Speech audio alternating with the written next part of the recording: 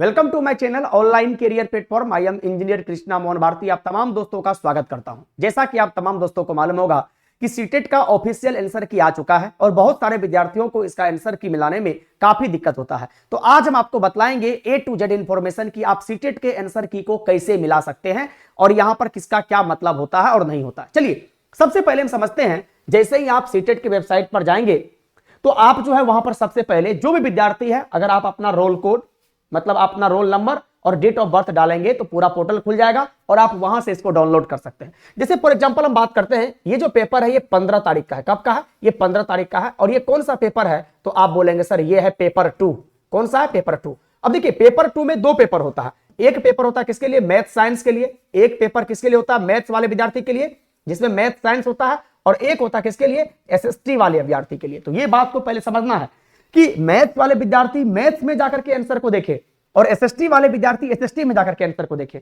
और इसके बाद आप ये देखिए कि आपका कौन सा सेट है। आपका है एम सेट, तो एम सेट में ही जाकर के अपने आंसर को मिलाएं। ठीक ना?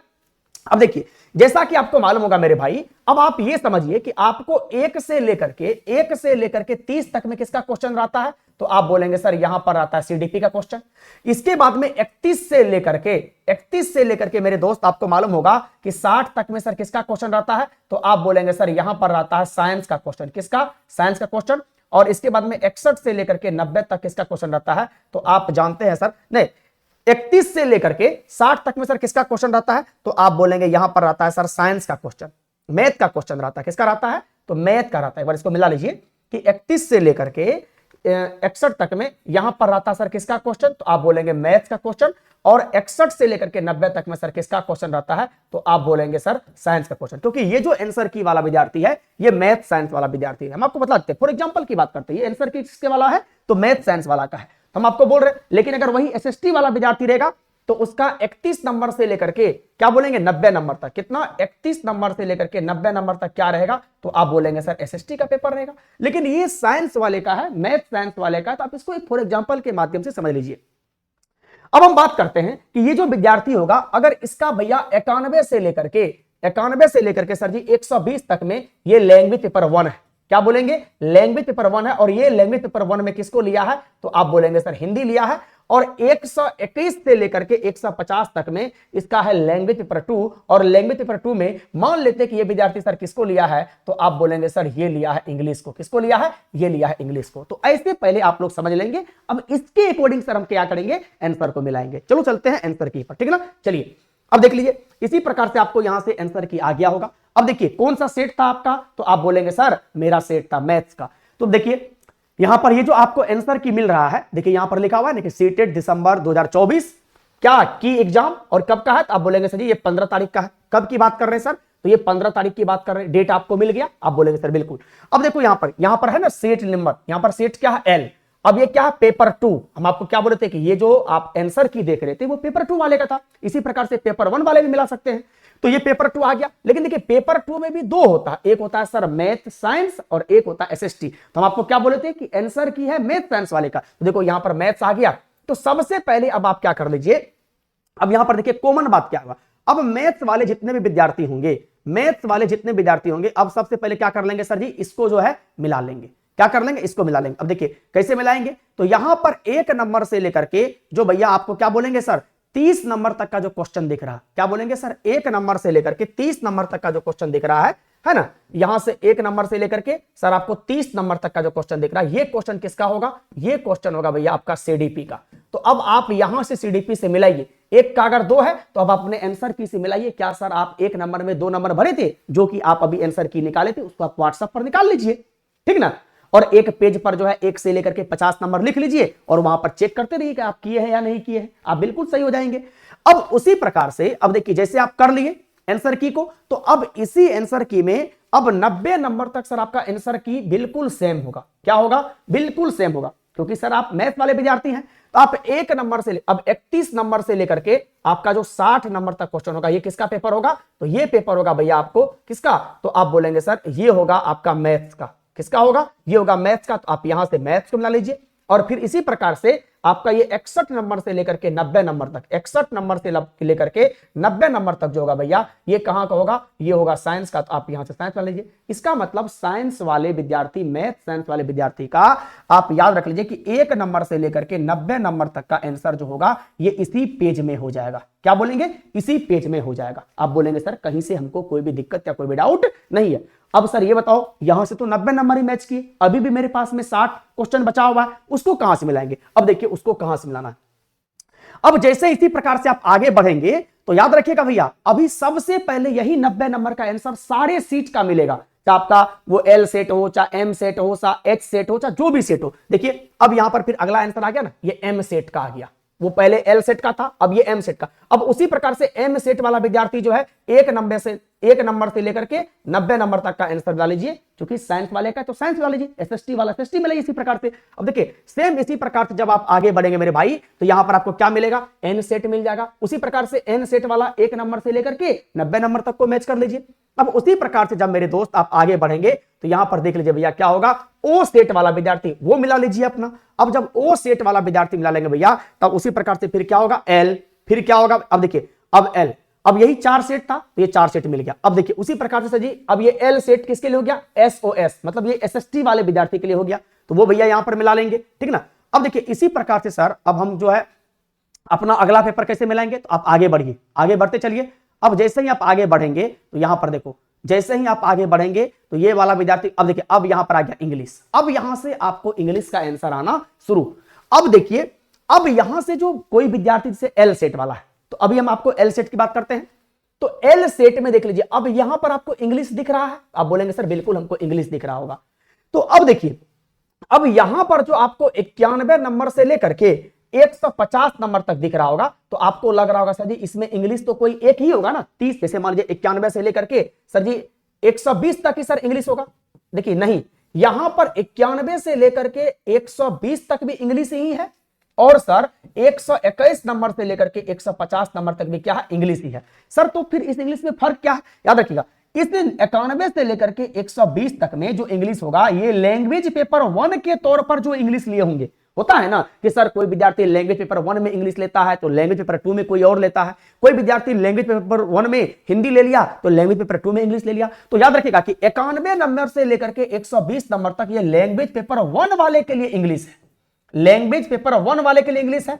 और उसी प्रकार से 121 से लेकर के 150 तक के लिए ये भी है इंग्लिश ही, ये भी है इंग्लिश ही, लेकिन ये इंग्लिश किसके लिए है, तो आप बोलेंगे ये है किसके लिए, जिसका लैंग्वेज पेपर 2 इंग्लिश है। तो अब सपोज कर लीजिए मेरा आंसर की किसके लिए था, तो आप बोलेंगे सर जी मेरा वाला जो आंसर की था, अगर फॉर एग्जांपल की बात करते हैं, कोई विद्यार्थी का एल सेट है और एल सेट में उस विद्यार्थी का एल सेट में अगर मान लेते हैं कि उसका लैंग्वेज पेपर 1 के तौर पर क्या है भैया, इंग्लिश है, तो वो विद्यार्थी अब यहां से क्या करेंगे, 91 नंबर से लेकर के क्या करेंगे, 91 नंबर से लेकर के 120 नंबर तक को क्या कर लीजिए, मिला लीजिए। अगर किसी का लैंग्वेज पेपर 2 में है तो वो यहां से मिला लीजिए। अब देखिए क्या हो गया, 90 नंबर उधर से, 30 नंबर यहां से, अब मैच हो गया। अब किसी विद्यार्थी का संस्कृत है तो इसी प्रकार से आप आगे बढ़ते चलिए। अब देखिए अब जो मिलेगा सिर्फ इंग्लिश ही मिलेगा, तो देखो अब अगला स्टेट के लिए इंग्लिश होगा, है ना।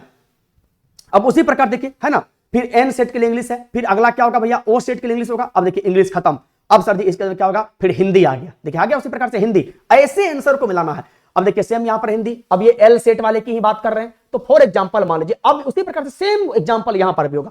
अब जो यहां पर मान लीजिए आपको 91 नंबर से लेकर के 120 नंबर तक होगा, तो ये भी आपका हिंदी है, ये भी आपका हिंदी है, लेकिन ये जो हिंदी होगा, जो विद्यार्थी लैंग्वेज पेपर 1 के तौर पर हिंदी लिए होंगे ये उसके लिए है। लेकिन जो विद्यार्थी 121 नंबर से लेकर के 150 नंबर तक ये भी आंसर की इस पूरे के पूरे पेज में ये भी किसके लिए है, तो आप बोलेंगे सर जी ये भी आंसर की हिंदी के लिए ही है, लेकिन ये हिंदी उसके लिए है जो लैंग्वेज पेपर 2 के तौर पर हिंदी को चूज किए हैं।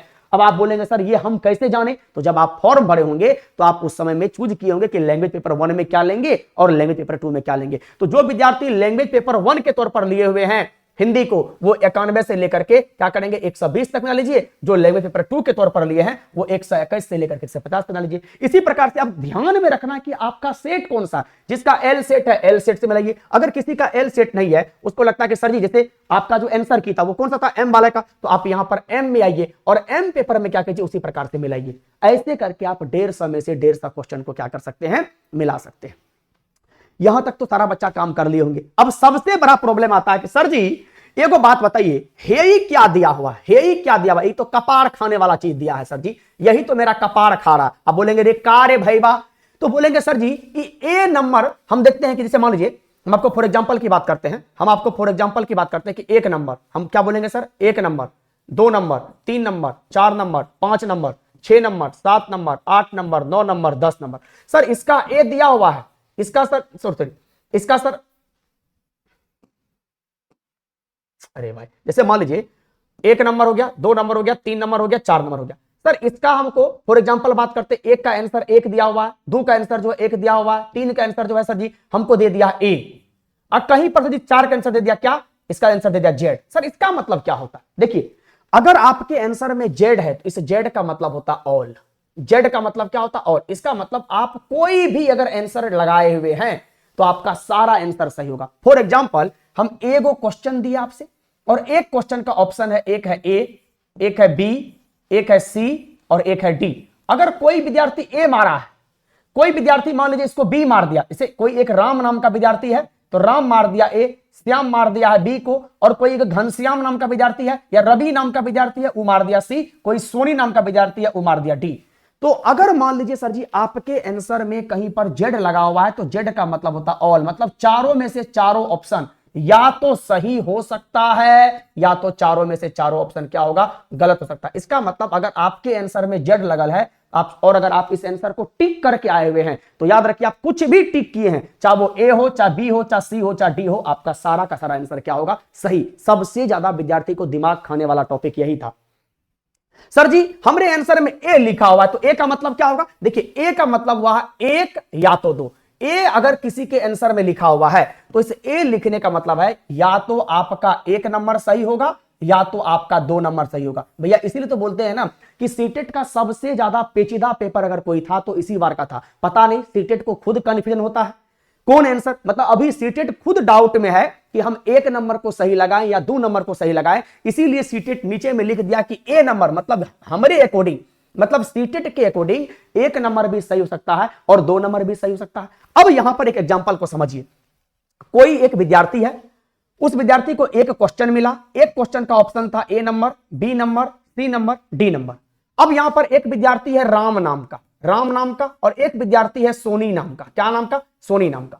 अब राम यहां पर क्या कर दिया है, ए सवाल का ए को टिक कर दिया है, और सोनी यहां पर क्या कर दिया भैया, सोनी इसका जो है बी नंबर को टिक कर दिया, सोनी इसके बी को टिक कर दिया। लेकिन एक विद्यार्थी और है जिसका नाम है क्या, जैसे मान लीजिए इसका नाम है सोनू, और सोनू क्या कर दिया, इसी 1 नंबर के सवाल का जवाब दे दिया डी नंबर, डी नंबर दे दिया, क्या कर दिया सर जी, डी नंबर जवाब दे दिया है। तो भैया हमको ये बताओ किसका आंसर सही होगा। तो तुम देखो अगर आपके आंसर में यहां पर ए नंबर लिखा हुआ है तो ए नंबर का मतलब होता क्या गुड़िया, या तो 1 सही होगा या तो 2 सही होगा।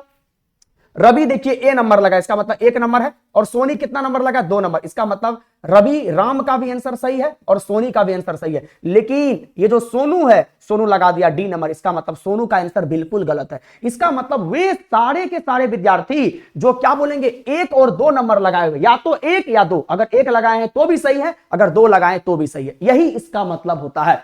तो भैया आपको यहां से आसानी पूर्ण विश्वास करते हैं कि ए का मतलब होगा, सिंपल सी बात समझिए कि ए का मतलब क्या होगा, तो आप बोलेंगे सर ए का मतलब होगा, ए का मतलब क्या, अरे भाई ए का मतलब क्या होगा, ए का मतलब होगा कि 1 आंसर भी होगा 2 आंसर भी होगा। उसी प्रकार से बी का मतलब होगा अगर आप देखते हैं आपके आंसर में कहीं कहीं पर ए लगल होगा, कहीं पर बी लगल होगा, कहीं पर जेड लगल होगा, तो उसी प्रकार से बी नंबर का मतलब है या तो आपका 1 नंबर भी सही हो सकता है, 3 नंबर। अगर कोई विद्यार्थी 1 या 3 में से कोई भी लगाया है आंसर तो उसका सही माना जाएगा, चाहे 1 हो तो वो भी सही, 3 हो तो वो भी सही।